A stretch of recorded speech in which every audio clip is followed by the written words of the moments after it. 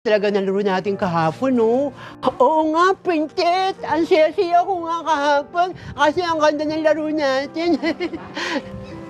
Ay na pala si Maria, Bebang. Maria, halika na. Sali ka na sa laro namin ni Bebang. Ang saya ko, makakalaro ko ulit kayo. Bebang, parang ang baho na ni Maria. Hindi na siya naliligo.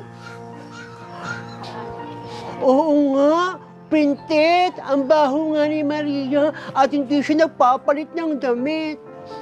Maria, anong ulam nyo? Tusino. Tusino ang ulam nyo? Nagluto si Mama ng tusino, ulam namin. Pero bakit amoy tae bunganga mo kung tusino ulam nyo? Amoy tae ba bibig ko? Ayaw ka na namin kalaro, Maria. Amoy luga ka na, baho-baho mo na. Ayaw nyo na akong kalaro, Princess and Bebang.